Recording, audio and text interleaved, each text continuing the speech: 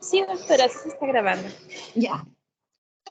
Los síntomas principales son dolor abdominal, diarrea, estreñimiento, sangrado digestivo, que he visto que lo han tocado el día de ayer, ¿no? La parte de hemorragia digestiva alta, el resto lo van a tocar en otra clase. Básicamente, con lo que nosotros vamos a tocar acá es dolor abdominal, diarrea y estreñimiento. ¿Y qué es el dolor abdominal? Es una sensación que pueden ustedes tener por diversos mecanismos, lo que están viendo, ¿no? Porque hay una contracción en el tubo digestivo, es decir, un espasmo del músculo liso, porque se distiende por la fermentación de los gases, o porque la mucosa que recubre el tubo digestivo está irritada. Acá es importante que ustedes pues recuerden cómo es que van a interpretar en el paciente lo que les explica, si es dolor, no es dolor, y si cumple con la semiología del dolor, y eso es lo que les recargo siempre a las alumnas que están conmigo, ¿no?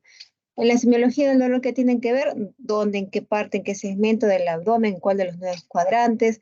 Es hincada, es tipo latido, es tipo ardor, es muy fuerte, le van a tener que poner una escala del 1 al 10, siendo 5 que le duele de manera moderada y 10 cuando es severo, ¿no? ¿Dónde empezó? Si está asociado o no con la ingesta de alimentos. Están en gastroenterología, tienen que ustedes preguntar siempre si está asociado o no a la ingesta de alimentos, si está asociado a la ingesta de algún tipo de fármaco, hierba, té, todo lo que esté relacionado que ustedes los pueda ayudar a llegar a un mejor diagnóstico. ¿Qué es lo que le calma? ¿Le calma con algún tipo de medicación, con algún tipo de posición, con algún tipo de actitud o posición antálgica? A tener en cuenta, generalmente si son mujeres pueden tener algún tipo de dismenorrea también. Recordemos también que hay 3 tipos de dolor: el visceral, el parietal, el referido. El referido es aquel pues que está más que todo básicamente relacionado con los somatosomas o los miotomas, aquellos segmentos que están inervados por el mismo plexo neural, de la médula espinal, perdón, ¿no? Como es, por ejemplo, dolor en la vesícula y en el hombro del mismo lado, ¿no? El dolor parietal es el característico que nosotros vemos cuando el peritoneo está completamente irritado y el paciente está con el abdomen en tabla, ¿no? Tiene tanto dolor que contractura los músculos sobre el peritoneo para evitar que pueda haber algún tipo de manifestación del dolor. Y el dolor visceral se refiere básicamente a todo lo que son las vísceras, ¿no? Intestino, estómago, vesícula biliar. Y el paciente generalmente pues lo puede describir como que le quema, como una sensación que a veces no la puede describir muy bien, la describe como una sensación que la molesta. Y como ustedes están viendo ahí, si es demasiado fuerte, si es demasiado intenso, se va a asociar con otro tipo de síntomas vagales como son los vómitos y las náuseas. Hasta ahí todo lo que es diarrea, ustedes van a ir recordando y van a ir viendo en todos los pacientes. Asumo que cada uno de ustedes está haciendo su historia clínica y básicamente lo que ven pues en gastroenterología es dolor. Otro de los puntos que nosotros también vemos es diarrea. Tengan en cuenta que la diarrea se dice cuando es disminuida en consistencia, aumentada en número, más de 4 veces por día, y aumentada en volumen. Lo normal es que nosotros hagamos entre 100 y 200. Cuando pasa los 200 se dice que esto es una diarrea. En algunos casos puede haber una polaquiquesia, que es el aumento en la defecación sin disminución de la consistencia, ni aumento en el volumen. No confundir eso, que muchas veces lo podemos ver en pacientes que son hipertiroideos. Para que sea diarrea tiene que calificar las 3 características: disminución de consistencia, aumento de frecuencia y aumento de volumen.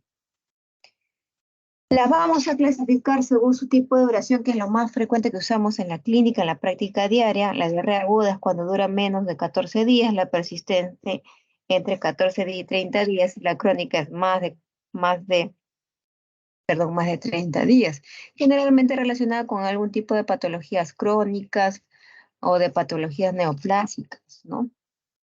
Según su fisiopatología, que es lo que ustedes también han escuchado ya en algún otro curso, no se usa mucho, se usa más, como le digo, la de duración.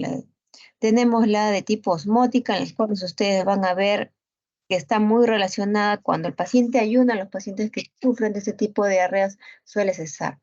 Y es característico de los pacientes que tienen algún tipo de intolerancia, algún tipo de alcoholes, pues, de los azúcares, como por ejemplo el sorbitol, o intolerancia a la lactosa. Es característico de la diarrea osmótica. La diarrea secretora es aquella que tiene mucho más volumen que la osmótica, no se modifica con el ayuno y tiene que ver más con algún tipo de patologías bacterianas, ¿no? Como la E. coli, el cólera, algún tipo de neoplasias también como el adenoma velloso tubular, ¿no?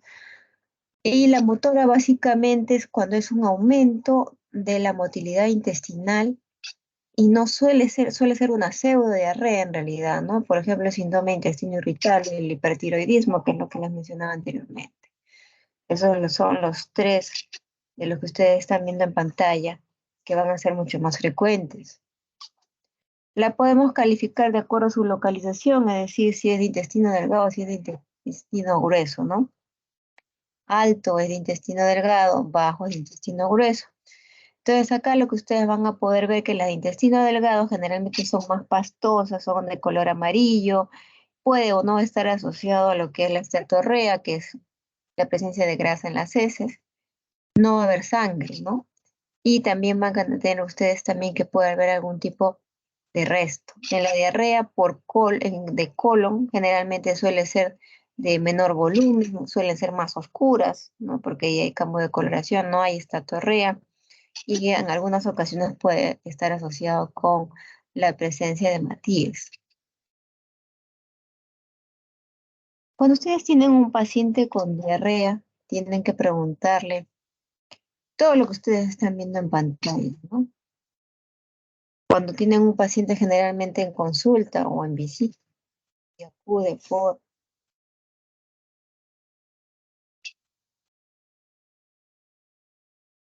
acuda por diarrea, primero ustedes tienen que definir. ¿Realmente tiene diarrea? ¿Hace más de 4 veces por día? ¿Está completamente líquida? ¿Está grumosa? ¿Está formada? ¿Hace regular cantidad? Eso es lo primero que ustedes tienen que definir, ¿no? Si no- Lo otro que ustedes tienen que definir es la coloración. ¿Qué color es? La consistencia que ya les mencioné, si es explosiva, no es explosiva, si cuántos días tiene la duración, tiene 14 días o es una diarrea que se presenta 2 días, hace ayuno, nuevamente se vuelve a presentar, ¿no? Está relacionada con el estreñimiento, se alterna con el estreñimiento, desde que presentó la diarrea, usted ha perdido peso. Si le dicen que no refiere, hay signos indirectos que les puede dar, pues que ustedes puedan objetivar, se le cae el pantalón, se le cae la truza, son signos directos en los cuales le puede decir que el paciente, pues sugerir que el paciente ha bajado de peso. Si esto tiene relación o no con algún tipo de alimento, ¿no? Hay muchos pacientes que cuando comen papaya o sandía les produce esa disminución en la consistencia, ¿no? Tienen algún tipo de enfermedad social, si son hipertiroideos, como les digo, tienen que saber diferenciar entre un aumento de frecuencia y si realmente un hipertiroideo tiene diarrea. Una vez que ustedes tengan claro la sintomatología de su paciente, van a saber qué exámenes auxiliares nos van a ayudar, ¿no es cierto? Para eso tienen que previamente hacer el examen físico. Generalmente en las diarreas, pues lo que ustedes van a ver cuando es una diarrea severa, puede haber un poco de movimientos intestinales en el momento de la inspección, sí. Y en la ocultación lo característico es lo que los ruidos intestinales van a estar aumentados, ¿no? Completamente sonoros y aumentados. Y en la percusión, en algunos casos, muchos de los pacientes, como se ve incrementado el aumento del perímetro abdominal, la distensión, la sensación de distensión que ellos tienen, van a tener sonoridad aumentada. En la palpación, mayormente no van a tener ningún hallazgo patológico dependiendo de cómo están evaluando a su paciente y de lo que vayan a estar sospechando. En el diagnóstico, lo primero que van a tener que solicitar ustedes en todas las patologías y que siempre les enseño a los alumnos es, tienen que pedir un hemograma para ver cómo están las 3 áreas hemáticas, el perfil hepático, que les dice básicamente cómo está la albúmina, ¿no? Si están desnutridos o no. Y siempre el grupo sanguíneo factor, porque un paciente que se va a hospitalizar o que está en consulta tienen que saber cuál es su grupo sanguíneo. Si están frente a una diarrea, ustedes van a tener que pensar si es infecciosa o no es infecciosa, pedirán un parasitológico seriado, un coprofuncional, un coprocultivo. El coprofuncional lo que ustedes van a ver y les puede ayudar a diferenciar es la presencia de leucocitos. Si tiene más de 3 leucocitos, quiere decir que es una patología inflamatoria relacionada muchas veces con una patología infecciosa.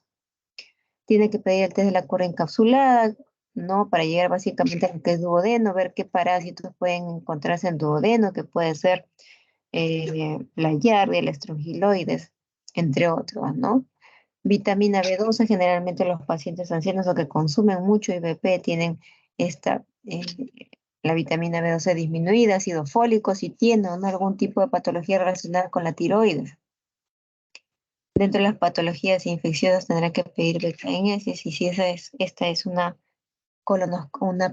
diarrea crónica, tendrán que tratar de ver cómo está la piel, la mucosa del colon, que para esto se usa la colonoscopía completa. Y el tratamiento va a ser de acuerdo a lo que ustedes hayan encontrado en los exámenes auxiliares. Si es infecciosa, darán antibióticos.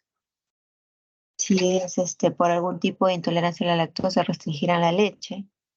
Si es por algún tipo de intolerancia a algún alcohol de los azúcares, tendrán que pues restringir todos los alimentos que ustedes piensen que puede haber causado esa diarrea, como generalmente las bebidas gaseosas, algunos tipos de dulces que contienen estos alcoholes de azúcares. Otro de los síntomas que nosotros vemos es el estreñimiento. El estreñimiento, al igual que la diarrea, puede ser orgánica o puede ser funcional. Orgánica es todo aquello que yo puedo demostrar y lo funcional básicamente está relacionado con algún tipo de problemas a nivel ya interno, como los plexos nerviosos. Generalmente se da en mujeres, lo que nos ayuda a evitar que tengamos estreñimiento es que ingeramos más fibras, que nos hidratemos mejor y sobre todo el ejercicio, ¿no? Así como ustedes se mueven, su estómago y sus intestinos también se mueven y por lo tanto la materia fecal pues, irá en progresión hacia la salida, ¿no? Los factores de riesgo que ustedes están viendo, pacientes que ingieren tratamiento para la depresión, que no hagan ningún tipo de actividad física, que hayan tenido algún tipo de cirugía, ¿no? Sobre todo lo que son las adherencias, son los que causan algún tipo de dificultad para el pasaje de las deposiciones, produciendo un estreñimiento. Y acá están viendo las múltiples causas orgánicas, ¿no? Miren, los divertículos pueden causar estreñimiento, algún tipo de patología relacionada con la tiroides, la diabetes, ¿no? Las diabetes avanzadas, que no tienen un tratamiento continuo, ¿no? Los que tienen hiperparatiroidismo, las que tienen hipercalcemia, el potasio bajo, aquellos pacientes que reciben medicación para la nutrición, si tienen abscesos y tienen fisuras anales por el dolor, se limita la evacuación. Ahora, el estreñimiento puede ser cuando el tránsito intestinal es normal, ¿no? Que está muy relacionado con aquellos pacientes que sí tienen la sensación de ir al baño y evacuar, pero sin embargo se restringen. Aquellos que tienen el tránsito intestinal lento, aquellos pacientes que tienen algún tipo de patología como la diabetes. Recuerden que la diabetes tiene complicaciones, manifestaciones tardías, que pueden ser afectaciones al corazón, que pueden ser afectaciones al cerebro, y dentro de ellos están los nervios periféricos, y dentro de esos nervios están aquellos que llegan, lo que es el estómago y el colon, de ahí que ellos tengan el vaciamiento gástrico lento, tengan muchas manifestaciones de distensión abdominal, dolor abdominal, y también pueden cursar con estreñimiento. Desórdenes en la evacuación rectal, es decir, a que no hay una coordinación entre el movimiento de los intestinos, el intestino grueso para evacuar, que le está diciendo al cerebro que el cerebro le está ordenando que tiene que evacuar, pero sin embargo, a nivel anorrectal, la coordinación no está sincronizada y no producen la relajación que debe haber en una evacuación y hay unos desórdenes a nivel anorrectal, una disquinesia anorrectal. Mixtos son muy pocos y como ustedes están viendo, la mayoría es con tránsito normal. Hay unas escalas que se usan, sobre todo para lo que es el estreñimiento funcional. Dentro de los criterios más usados son los criterios de Roma, estamos ya en criterios de Roma 4, ¿no? Y ustedes están viendo, miren cómo es que tiene que cumplirse para poder decir que nuestro paciente está cursando con estreñimiento, habiendo excluido toda causa de tipo orgánico, ¿no? Yo ya hice la colonoscopia, no tiene un cáncer, no tiene un tumor, no hay nada que me explique, entonces el estreñimiento de estos pacientes suele ser funcional, probablemente relacionado con algún tipo de patología. Miren, tiene que ver dos o más de los siguientes criterios. Esfuerzo excesivo, al menos que puje demasiado en al menos 25% de las deposiciones. Ustedes tienen que ser duras, ¿no? Catalogadas con esta escala de Bristol, siendo que esta escala, miren, la 1 y la 2 generalmente son las que se refieren al estreñimiento. Una sensación de evacuación incompleta, una sensación de obstrucción o bloqueo anorrectal, que tenga que recurrir a maniobras manuales, generalmente en los pacientes ancianos se ve esto, para facilitar la defecación y menos de 3 deposiciones espontáneas en unos sitios. Lo normal es que ustedes hagan de 1 a 3 veces por día, eso es lo normal. Y el estreñimiento es cuando hacen menos de 3 veces por semana, ¿no? Eso cumple con el criterio de estreñimiento. Recuerden, esta es una de las escalas que más se usan, ¿no? Algunas veces la podemos tener también en el consultorio, cuando les preguntamos al paciente cómo es que hace la deposición, cómo son sus heces, a veces no las pueden describir, pero sí pueden señalar estos gráficos que están acá. Entonces, lo primero, tan igual como se dieron en la diarrea, tienen que determinar si realmente es estreñimiento o no. ¿Cuánto tiempo está durando? ¿Cada cuánto tiempo van al baño? Si está o no asociado a algún tipo, se le distiende el estómago, tiene mucho dolor abdominal, siente que le suena la barriga, o sea, borborismos aumentados. Realmente verificar, insistir y preguntar, investigar en su paciente cómo está la consistencia en realidad. Si tienen algún síntoma de alarma, sea sangrado, bajo de peso, estos pacientes inmediatamente tienen que ser sometidos a una colonoscopia para tratar de descartar que haya algún tipo de neoplasia. Siempre tienen que preguntar, señores, si tienen algún tipo de enfermedad, son diabéticos, son hipotiroideos, tienen algún tipo de enfermedad neurológica, que lo primero que hacen pues es comprometer la defecación. Estará asociado a algún tipo de cáncer de colon, será un colon irritable de tipo estreñimiento. Y si toman, miren, algún tipo de medicación, esto siempre lo vemos, pacientes que toman fierro, que toman calcio, los pacientes que han sido operados de paratiroides, los pacientes que tienen las señoras, las damas que tienen más de 50 años que tienen que tomar calcio. Los antiácidos, miren, son todos fármacos de consumo frecuente, ¿no? Por lo menos lo vemos en mi campo. Aquellos que toman levodopa para el Parkinson, ¿no? Todos estos son causas que pueden producir trastornos en la defecación como el estreñimiento. Un poquito, por favor. Tendrá que examinar a su paciente, ¿no? El examen, el abdomen, de abdomen, lo que nos compete a nosotros, tendrán primero ustedes que ver, primero tienen que tratar de ver y describir todo lo que encuentran en su paciente, luego de ver tendrán que auscultar, la auscultación dinámica, la pasiva, en la palpación de superficial y profunda, tienen que tratar de, en la mayoría de estos pacientes se puede palpar el colon descendente, ¿no? El sigmoide es ocupado, se siente. No se pase la palpación. Finalmente, la percusión, que en estos casos, a diferencia de la diarrea, que está asociado con la sonoridad aumentada, en estos casos puede estar mate, ¿no? Por el contenido de material fecal que está dentro de las heces.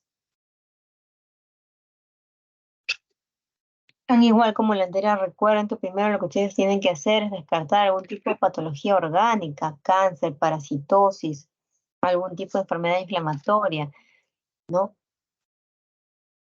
Y una vez que ustedes la descarten a través de una colonoscopía completa, pueden pensar que es una patología funcional. Y para las patologías funcionales lo que usamos son la defecografía, manometría rectal, sensibilidad y sensación rectal, que son pruebas específicas ya para patologías funcionales, que en este año no les corresponde. En el próximo año ya vamos a hablar más profundo de esto. Y finalmente, si quieren ustedes descartar algún tipo de patología más seria orgánica, le pueden pedir una tomografía abdominal completa contrastada, ¿no?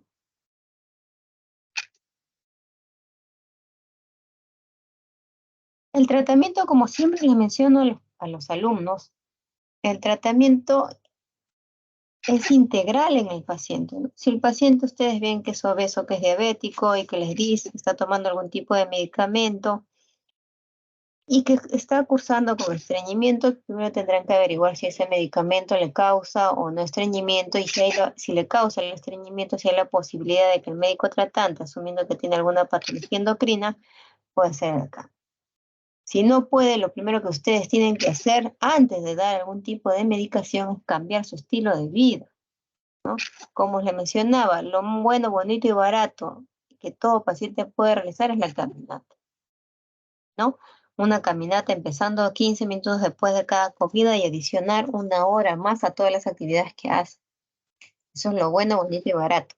Lo otro que ustedes pueden adicionar es que sus comidas tengan un orden. Primero fruta, luego la carne, ¿no? En ese orden para que pueda su organismo tratar de procesar y que la evacuación pues sea más sencilla, por decirlo en términos más fáciles de entender. Evitar todo lo que sea azúcar, porque el azúcar lo que causa es que los pacientes generalmente se extinguen. Y si no responde a estos cambios, recién ustedes pensarán, ustedes están viendo acá al costado, ¿no?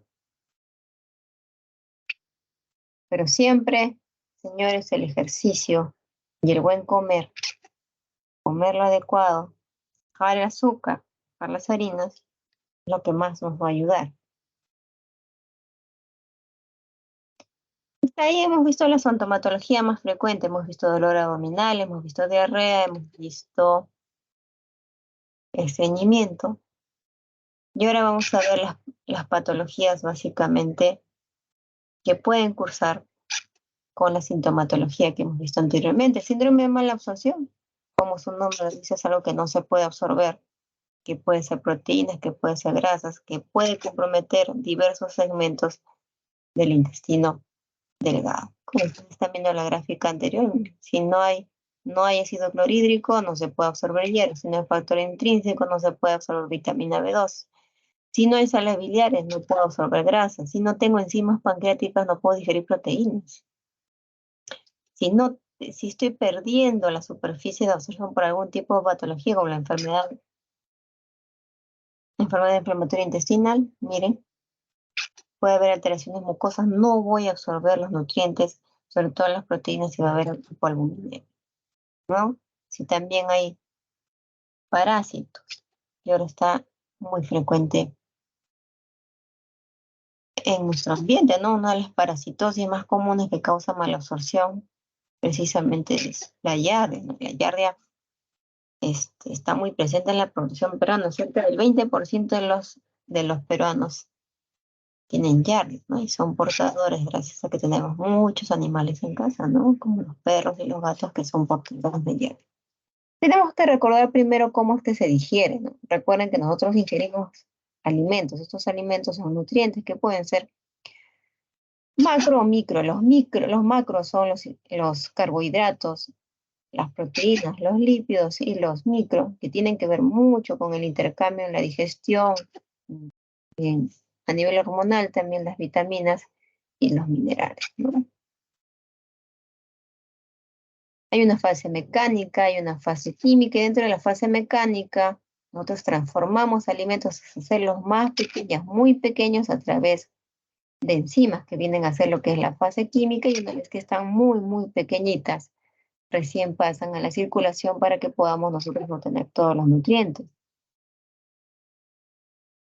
¿Dónde empieza la digestión? Empieza en la boca, a través de los dientes, la lengua, pasa a la boca, y acá ya empieza la fase química, ¿no? Ustedes están viendo que empieza a liberarse todo lo que son las enzimas a nivel de la boca, la amilasa salival, a nivel del estómago, está la pepsina, el ácido clorhídrico, que es muy importante y también cumple una función barrera de protección. El ácido clorhídrico es importante en nuestro organismo.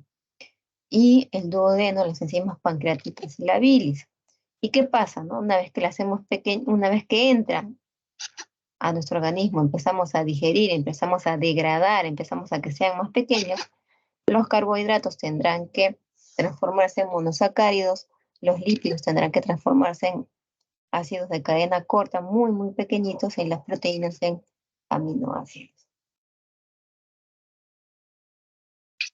Y una vez que se ingirió, pasó en el tubo digestivo y se hizo todo el proceso mencionado anteriormente, ustedes van a ver que recién va a poder entrar a la circulación.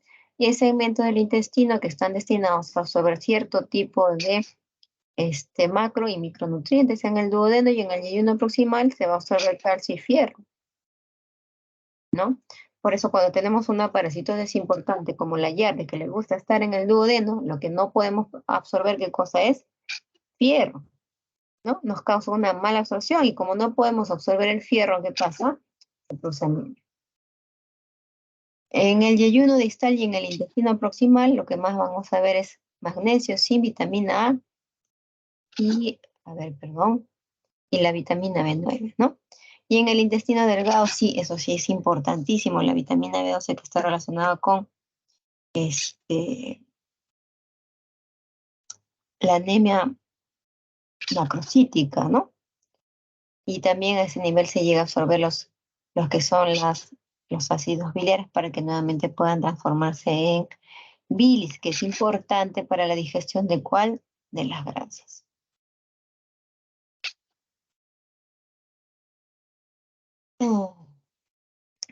Recuerden ustedes que los carbohidratos empiezan con la producción de la amilasa silvale y la pancreática para finalmente hacerlos en moléculas muy pequeñitas a través de otras enzimas que también son las disacaridases. Las proteínas tenemos que usar para degradarlas, para volverlas muy pequeñitas, las enzimas pancreáticas, la pepsina gástrica y las dipeptidas. Y los lípidos, acuérdense que tiene que ver también la lipasa gástrica, la secretina que activa la colecistoquinina y esta a su vez activa las enzimas pancreáticas y la bilis. Recuerden ustedes, hay muchas enzimas que degradan los carbohidratos, ¿no? La sacarasa va a degradar todo lo que es la sacarosa. Perdón.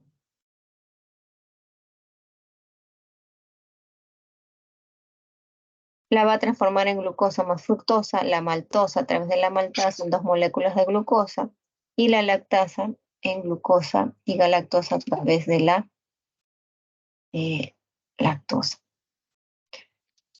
Una vez conocido y comprendido, ustedes van a tener que ver que el síndrome de mala absorción básicamente se da porque no pueden digerir, porque no tienen los elementos necesarios para degradar todo lo que son los nutrientes ingeridos, o simplemente que la superficie de absorción esté defectuosa por cualquier causa o motivo que la pueda originar. Y este síndrome de mala absorción a su vez se va a clasificar en global, es decir, que haya compromiso de todo lo que es el tubo digestivo, solamente segmentos, se le llama selectiva, congénita que haya sido adquirida dentro del embarazo o adquirida que haya sido por lo que es el ambiente, lo que ingerimos, el entorno en el cual nosotros nos desarrollamos. Eso adquirido. ¿Y cuáles son los síndromes de mala absorción que ustedes han visto y han tocado en su seminario, me parece? ¿No? Lo que siempre nosotros podemos ver, miren, todos los tipos de enfermedades que están comprometidas. Lo que más nos importa es sobre crecimiento bacteriano, la enfermedad celíaca, la enfermedad de intestino, enfermedad inflamatoria intestinal, ¿no? Y básicamente el sobrecrecimiento bacteriano, esto ya está cambiando en los últimos tiempos, ahora lo que se llama es un aumento de permeabilidad intestinal, ¿no? Eso ya dentro de poco va a ser cambiado, ya está, ese término está siendo cambiado, como les digo, por aumento de permeabilidad intestinal, el lucky gut, ¿no? Que es lo que se conoce en inglés. Y ustedes acá están viendo también patologías infecciosas, miren, tuberculosis intestinal y la yardia, ¿no? Que casi afecta al 20% de peruanos, así que de 100, dos pueden tener yardia. Las enfermedades pancreáticas, pancreatitis crónica, claro, los pacientes con pancreatitis crónica al no tener enzimas pancreáticas no pueden degradar tampoco lo que son las proteínas y causa desnutrición. Ahora lo que también estamos viendo, miren, las enfermedades gástricas y aquellas que son producidas por algún tipo de cirugía que cada vez se ve más, ¿no? Aquellos pacientes que son obesos y que se someten a una cirugía de bypass gástrico, ¿no? Y entre otros, como ustedes están viendo, ya las patologías crónicas, diabetes, hipotiroidismo y hipertiroidismo. Y los síntomas van a depender de acuerdo a lo que ustedes noten que no se puede absorber. Si ustedes no pueden absorber grasas, la van a botar a través de las heces, de la caca, se va a producir esteatorrea. Si no pueden absorber proteínas, el paciente lo primero que van a ver en los exámenes es hipoalbuminema y edema en guantes, ¿no? Y atrofia muscular. Si no puede absorber los azúcares, como los alcoholes de los azúcares, el sorbitol, el manitol, que suelen estar en los dulces, en los helados, en las gaseosas, meteorismo y distensión. Diarrea ácida es un término que se manejaba anteriormente para justo aquellos pacientes que tenían problema con la absorción de los carbohidratos, ¿no? Estos carbohidratos producen fermentación, producen distensión y producen una diarrea de tipo explosiva y una diarrea con un pH más ácido puede causar molestias a nivel perianal. Si no puedes absorber hierro, si está por un parásito como la yardia en la segunda porción del duodeno, una anemia, ¿no? Si tomas mucho IVP, omeprazol, lansoprazol, pantoprazol, todos los azoles que quieran, va a haber un déficit de absorción de vitamina B12 y ácido fólico, anemia macrocítica, anemia megaloblástica. Si no puede absorber vitamina D, si tiene algún proceso infeccioso, raquitismo, osteomalacia. Si no puede absorber B1 y B6, miren, tiene que ver mucho con las patologías neurológicas. Si ustedes han rotado neurología, verán que para los neurólogos estas vitaminas son de vital importancia.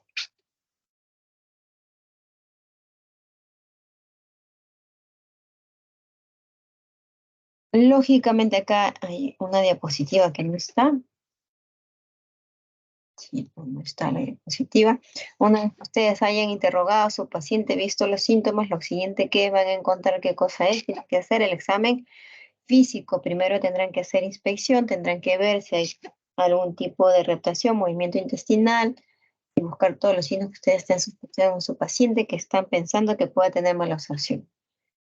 Luego de eso tendrán que escuchar, la mayoría de los pacientes tienen los ruidos intestinales aumentados, tendrán que percutir, ¿no? Generalmente estos tienen la sonoridad aumentada y palpar dependiendo de los que ustedes se encuentren, ¿no? A veces puede estar asociado con algún tipo de proceso neoplático infeccioso, sí, puede estar asociado.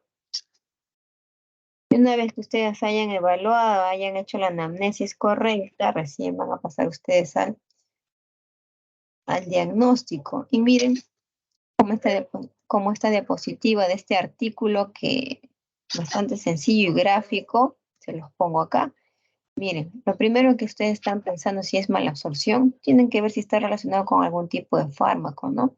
Por ejemplo, el Orlistat. El Orlistat se usa en aquellos pacientes que quieren bajar de peso. El Orlistat, ¿qué cosa es lo que hace?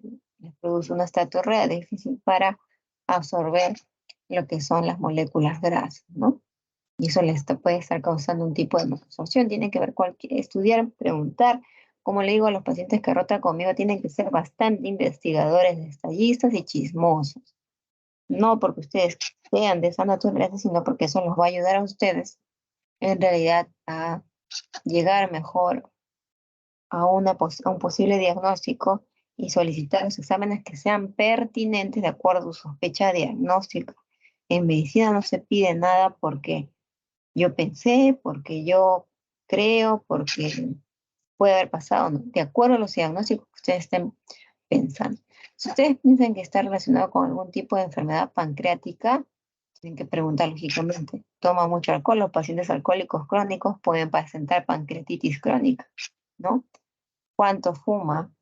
Si tiene diarrea o no tiene diarrea, si tiene una capa blanca sobre las heces de la esteatorrea, cómo es el dolor abdominal, si tiene o no algún tipo de patología pulmonar como la fibrosis quística, si ha tenido pancreatitis a repetición y si ustedes piensan en una pancreatitis crónica, primero tienen que medir las grasas que según ustedes sudan, la elastasa fecal y luego de eso tendrán que ver realmente cómo es que está el páncreas, ¿no? Si ustedes están pensando en sobrecrecimiento bacteriano, que ahora ya está cambiando el nombre, lo que se le dice es un síndrome de aumento de permeabilidad intestinal, tendrán que ver si hay algún tipo de patología asociada, ¿no? Los pacientes diabéticos, los pacientes que sufren de tiroides, generalmente suelen tener, los pacientes cirróticos suelen tener sobrecrecimiento bacteriano. ¿Y qué es lo que hacen? Hacen un test de aliento que puede ser de hidrógeno o de glucosa. Acá lo que más se usa es de hidrógeno y de glucosa. Lo más sensible y específico sería entrar hacia la parte final del duodeno y sacar unas biopsias o una muestra. Es bastante difícil porque se puede contaminar la muestra hasta llegar a extraerla y movilizarla hasta el laboratorio. Si ustedes están pensando que tiene algún tipo de problema a nivel de intestino delgado, tienen que ver si tienen algún paciente, algún antecedente con una enfermedad, un familiar celíaco o una enfermedad inflamatoria intestinal. Esto acá en Perú es poco frecuente, ¿no? Esto es más frecuente en la parte europea. Eh, si hay algún tipo de déficit de absorción, absorbe bien, qué tipo de fármaco absorbe bien la vitamina B2, tiene factor intrínseco, está tomando algún tipo de inhibidor de bomba de protones, ¿no? Si está asociado a la pérdida de peso o no. Y dependiendo de eso tenemos algunos exámenes que podemos solicitar, ¿no? Por ejemplo, las, las enteroscopías, ¿no? Las enteroscopías, básicamente, observar el intestino delgado y ver qué tipo de problemas hay. También tenemos la cápsula endoscópica, que es como suena su nombre, una cápsula que se introduce y que tiene unas cámaras por dentro. Y finalmente podemos pedirle una enteroresonancia, una enterotomografía. Si estamos pensando en intestino corto, tenemos que ver qué tipo de cirugía se hizo, qué segmento se resecó, cuánto se resecó, hace cuánto lo hicieron, ¿no? Y eso es en términos sencillos, que lo encontré en un artículo para que ustedes puedan manejarlo. Y el tratamiento, señores, va a depender básicamente, ¿no? Si ustedes están frente a una enfermedad celíaca, lo que ustedes van a restringir, ¿qué cosa es? El gluten. Si ustedes están frente a una intolerancia a la lactosa, pues no puede comer leche ni nada que contenga leche, entre pan, bizcochos, galletas, helado, caramelos, ¿no? Si tiene una parasitosis como la YAR, le tendrá que dar tratamiento con unos metronidazole, como el metronidazole, dependiendo de lo que ustedes estén sospechando, dependiendo de lo que ustedes hayan encontrado en su examen clínico, dependiendo de lo que les haya ayudado el examen auxiliar, ustedes podrán decir qué es y de acuerdo a eso van a tener que dar un tratamiento. Ahora, acá también vemos cáncer de colon como una de las patologías del intestino delgado, sí. Y el cáncer de colon generalmente en su estadio temprano no suele dar síntomas, es como un cáncer de colon eh, precoz. Se puede extrapolar con lo que es el cáncer gástrico precoz.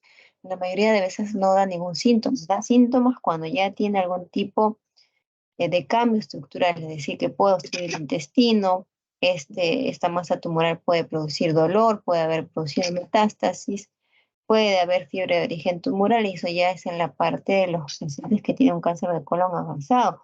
¿Dónde le gusta estar el cáncer de colon? Siempre en la parte izquierda. Si ustedes sospechan de eso, tienen que hacer las siguientes preguntas. ¿Qué síntoma presenta? ¿Desde cuándo lo tiene? ¿Tiene algún tipo asociado? ¿Bajó de peso? ¿Tiene algún familiar con cáncer de colon? ¿Se asoció fiebre? Recuerden que hay fiebre tipo neoplásico. Y si tiene sangrado, ¿no? Generalmente en el cáncer de colon lo que ustedes pueden ver es hematoquesia, que es rojo vinoso, o color tarraga, o puede haber rectorragia, si es en la parte distal del sigmoide del recto, ¿no? Sangre roja rutilante. Con lo que ustedes lo van a ayudar al diagnóstico, lo bueno, bonito y barato que tiene todo hospital de tercer nivel, es una colonoscopia completa, y me va a ayudar básicamente a localizarlo, a ver cómo es, cuánto sangra, si obstruye o no la luz y si hay otro tipo de cánceres a lo largo del colon. Y el tratamiento va a depender del estadio clínico. Si está en estadio clínico 1, según es la clasificación PNM, pues tendrá un tratamiento curativo, ¿no? Va a tener un tratamiento curativo con exceres y probablemente posteriores quimioradioterapias. Y si es uno avanzado, probablemente tenga un tratamiento paliativo. Pasamos ya a la parte final de la semiología de ano y recto. La mayoría de consulta por la que se acercan los pacientes es dolor a nivel anal, picazón, prurito, sensación de bulto extraño y sangrado, ¿no? Uno de los motivos es el dolor. Ustedes tienen que preguntar si es antes, durante o después de la defecación. Si es con la defecación, probablemente sea una fisura, ¿no? Si es permanente o no. Si es diurno o nocturno. Si cambia con la posición. Si es con la defecación, ¿no? Un sangrado hemorroidal, la fisura anal. Si tiene un dolor continuo, probablemente sea un prolapso o sea un trombo en las hemorroides externas, o que tenga un absceso. Miren, esto de acá es un prolapso, ¿no? Un prolapso completo, eso le va a producir un dolor continuo, claro que le va a producir un dolor continuo. Un dolor que aparece en la defecación, miren acá, este es el ano, que también tiene vellos, y acá está la fisura, ¿no? Es como si ustedes se hubieran cortado al cocinar, ¿no? La piel es igualito. Es parecido a una cortadura con cuchillo, igualito se ve acá, es una fisura. Y si está relacionado en los pacientes, en las damas, con la menstruación, probablemente esté relacionado con endometriosis rectal. Esto es algo muy frecuente, el pujo y la sensación previa a la defecación, que suele ser en algunos casos dolorosa, ¿no? Puede o no asociarse con algún tipo de secreción. Y el tenesmo, la sensación de que ustedes tienen algo ahí, ¿no? Dentro de la ampolla rectal, ¿no? Es algo como que ustedes sienten algo que necesitan tratar de expulsar, lo cual lo lleva a ustedes a hacer esfuerzo siempre en la defecación. Y esto es muy común verlo en el cáncer de recto siempre. Otra de las causas es la rectorragia asociada con lo que es las hemorroides internas. Las hemorroides internas sangran, las neoplasias sangran. Las hemorroides externas no sangran, las hemorroides externas duelen, ¿no? El prurito que puede estar muy relacionado con lo que son las hemorroides externas, los parásitos, ¿no? Y examinarlo siempre en algunos pacientes si no tienen lo anterior que les he mencionado, la vellosidad que rodea el ano puede producir también prurito. En el examen, lo primero que tienen que hacer es observar y siempre con la presencia de algo para que no se preste malentendido, ¿no? Siempre contar con la presencia de la enfermera o de la técnica. Miren, acá lo que nosotros estamos viendo es un plicoma, que básicamente es un repliegue de piel, ¿no? En algunos pacientes suele producirle dolor al momento de la defecación. No tiene tratamiento alguno, simplemente evitar que se irrite, haciendo que el paciente en la deposición desde el inicio sea con una deposición bastante blanda. Las fístulas que pueden formarse a distintos niveles, ¿no? Muy distinto a la fisura. La fisura es la que ustedes están viendo acá. Muy distinto a las fístulas. También lo que pueden ver es abscesos, y estos abscesos los abscesos que se pueden formar a nivel isquiotibiales pueden producir horadar, tratar de drenarse de manera espontánea hacia la piel y producir fístulas, ¿no? Lo que están viendo acá justo es un plexo hemorroidal externo. Esta es una hemorroide externa que suele producir prurito. Al distenderse puede producir prurito y al trombosarse puede producir dolor. Esto lo que ustedes están viendo acá es el condiloma, ¿no? El condiloma puede producir prurito, puede producir dolor al defecar, ¿no? Todo eso ustedes pueden encontrar en la inspección, pueden encontrar incluso una zona humedecida que no debería estarlo, ¿no? Probablemente está en relación con una fístula. Luego tienen que palpar, ver si hay absceso, cuál es el punto doloroso, hay fístula o no hay fístula. Y el tacto rectal, como les digo, siempre en presencia de algún personal técnico. ¿Qué cosa es lo que ustedes van a evaluar en el tacto rectal? Lo tienen que hacer con el dedo índice derecho. Van a tener que palpar cómo está el tono, si está hiper o hipotónico, si siente o no siente. Tendrán que tocar ustedes también todas las paredes del recto hacia adelante, hacia atrás, hacia los lados, preguntando al paciente si tiene dolor, hacia la parte posterior, que es la que corresponde también a la vecindad del coxis. Ustedes presionan eso. Muchos pacientes que vienen refiriendo dolor anal, en realidad es dolor del coxis, que tuvieron por algún tipo de trauma en el viaje, en los autos, al pasar un rompemuelle, al quedarse sentados, al recibir un pelotazo, cualquier tipo de trauma, esto suele producir una lesión y producir el dolor, ¿no? Si tienen algún tipo de cuerpo extraño, si suben la superficie irregular, también pueden tocar órganos vecinos, como les mencionaba, no solamente el coxis, sino también pueden palpar útero, próstata y el espacio isquiotibial. Lo podemos hacer en posición genupectoral o lo podemos hacer en posición de Sims. En posición genupectoral generalmente lo hacemos en las salas de endoscopía y en posición de Sims lo hacemos en el consultorio. Si nosotros sospechamos de que hay hemorroides, hay abscesos, hay fístulas, primero tenemos que ver si se puede realizar o no. Hay muchos pacientes que tienen un dolor muy intenso, se le da tratamiento previo, ¿no? Para poder realizar el examen. La anoscopía se ingresa con un anoscopio solamente lo que es unos 5 o 6 centímetros, perdón, 10 centímetros de lo que es el recto distal, y acá se ve, evaluamos el ano, y si hay unos plexos hemorroidales, y la rectosismoidoscopía, si ella es un equipo más largo, sale la endoscopía. El tratamiento va a depender de la causa. Si tienen ustedes unas hemorroides trombosadas, tendrá pues que hacer una trombectomía. Si tienen unas hemorroides internas que sangren, pueden hacer ligadura.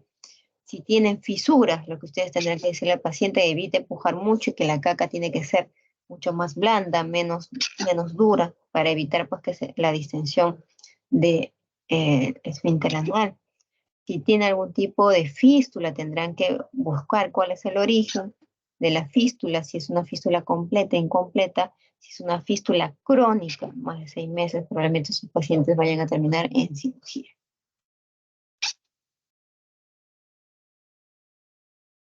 ¿Tienen alguna pregunta, alguna duda, señores? Por favor, digan sí o digan no.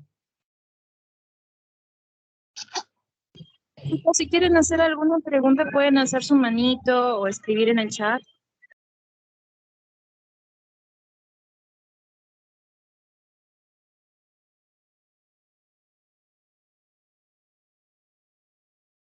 ¿Alguna pregunta, chicos? Creo que no. No sé si están aquí o están en otra clase, pero Parece que no hay preguntas, doctora. Todo claro. ya. Si no hay preguntas, si no hay dudas, señores, yo los dejo para que puedan continuar con su siguiente clase. Muchas gracias, doctora. Más bien, por favor, si pudiera pasarme por WhatsApp las clases, las PPTs, o si no, si pudiera subirlo al grupo del DIMS.